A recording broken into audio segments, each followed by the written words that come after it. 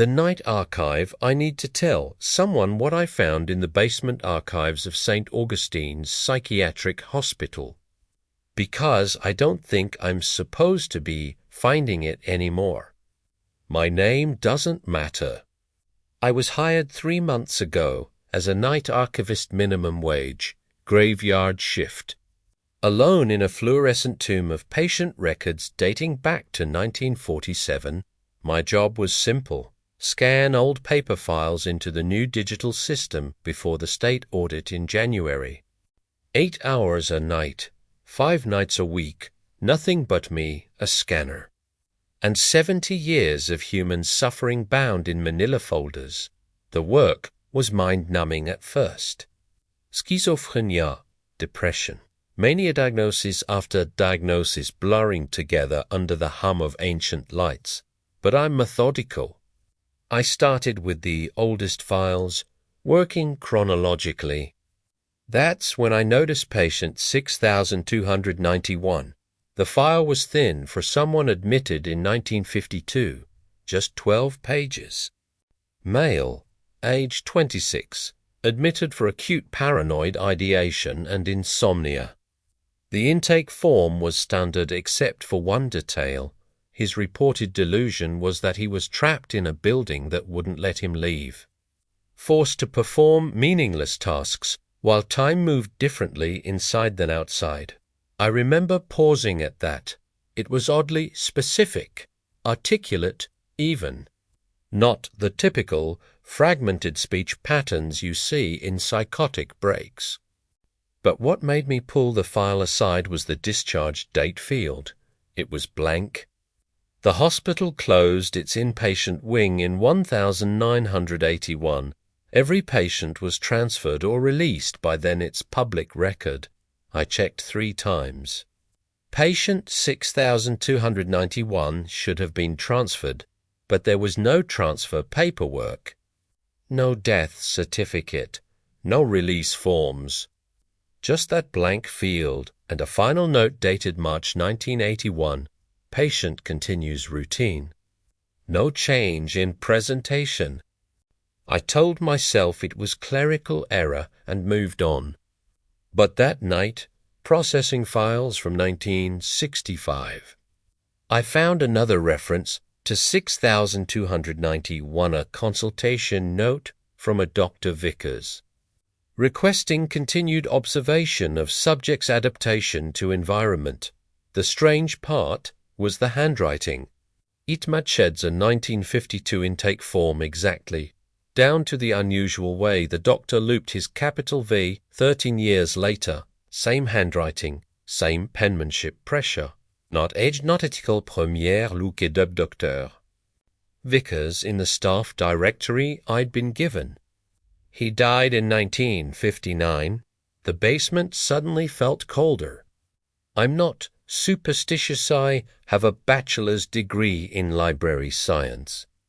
For God's sake, but I couldn't shake the feeling that I'd stumbled onto something wrong. Not supernatural, just ... administratively wrong. The kind of wrong that makes you wonder what else might be buried in 70 years of paperwork. I should have stopped there. Should have flagged it for my supervisor and moved on to the next box. But you know what they say about archivists: we can't resist an incomplete record. Over the next 2 weeks, I started searching for 6291 specifically as I processed each decade. I found him everywhere. A medication log from 1973, a routine psychological evaluation from 1984, 3 years after the wing supposedly closed. A dental cleaning appointment in 1996, always the same patient number. Always the same notation, no change in presentation. Continues routine, but here's what made my hands shake: the time stamps. Every single entry, across 44 years, was logged between 11:47 p.m. and 6:23 a.m., the exact hours of my shift. I started taking notes, building a timeline. The pattern was impossible to ignore. Every 7 to 9 years, a new form would appear in a different decade's archive box, always backdated, always during night hours. The most recent entry I found was from 2019, a routine wellness check signed by a Dr. Patricia Howell. I looked her up.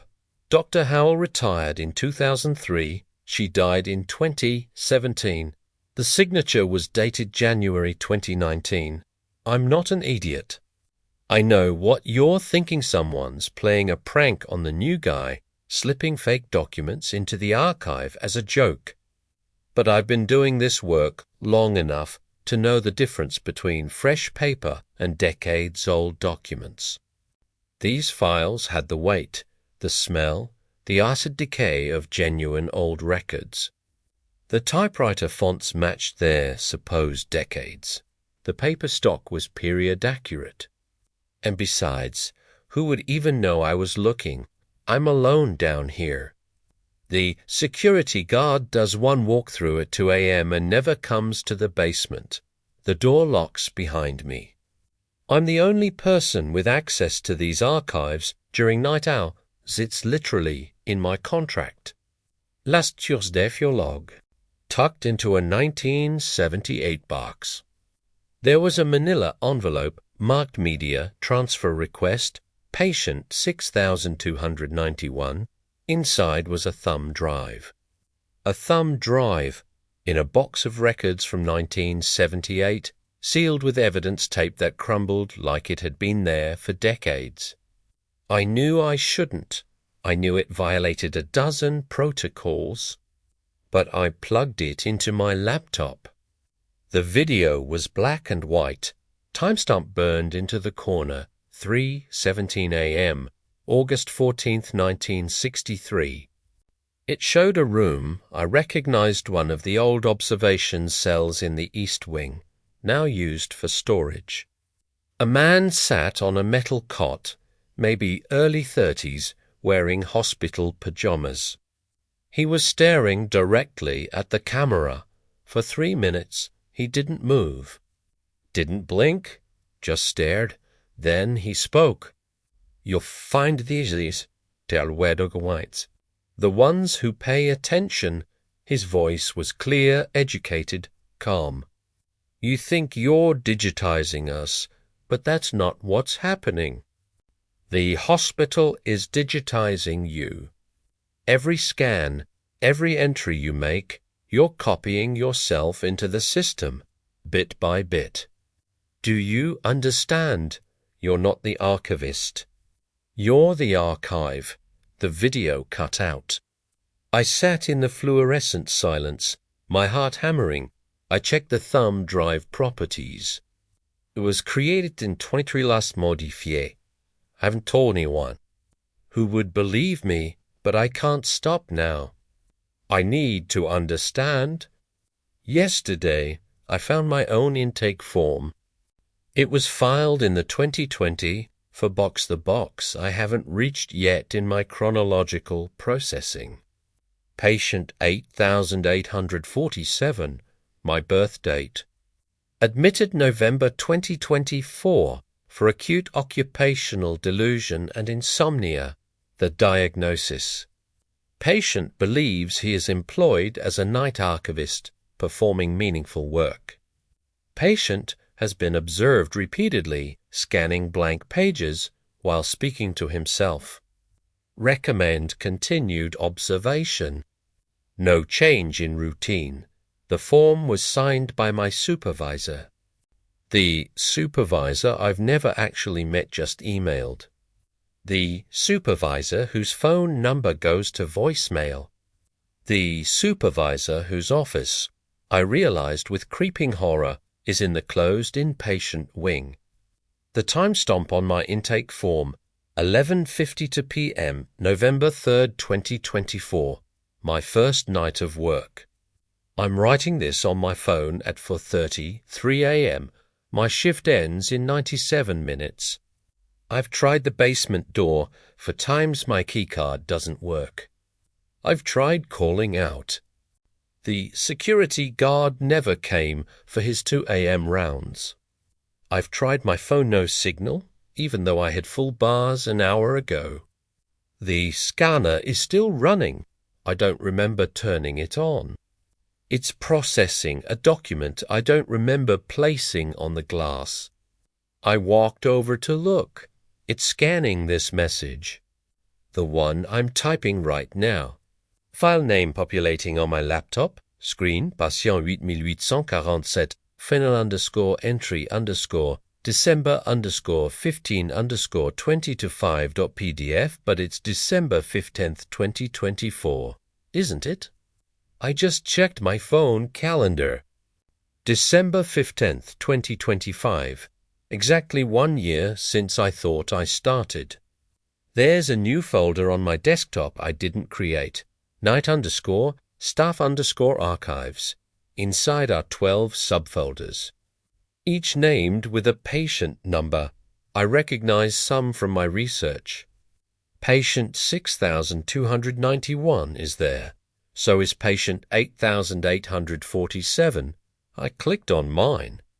364 daily reports, every shift I've worked, every file I've scanned, every note I've taken, all logged, all catalogued, all signed by Dr. Patricia Howell. The most recent entry. Updated 6 minutes ago. Patient continues to demonstrate productive engagement with archival delusion. Routine stable. No intervention required. Patient has begun noticing inconsistencies in temporal perception. Expected progression. Continue observation. The scanner just beeped. Another document finished processing. I didn't put anything on the scanner. I can hear footsteps upstairs now. Slow, measured footsteps in the corridor above me. In the closed wing, coming toward the basement stairs. I need to send this before I lose signal again. If anyone sees this, if anyone's out there, there's a form printing from the old dot matrix in the corner. I didn't know it still worked. It's printing my discharge summary. Discharge date, blank. Final note. Patient 8847 has successfully integrated into hospital routine. Transition to permanent archival, staff complete. Patient no longer requires designation. File accordingly. The footsteps are at the door. The scanner is processing again. I can see what it's scanning now. It's my face, pressed against the glass. But I'm standing 6 feet away. The timestamp reads, 4:47 a.m., December 15th, 2026. The door is opening. They're smiling. They're all wearing name tags. They all say Night Archivist,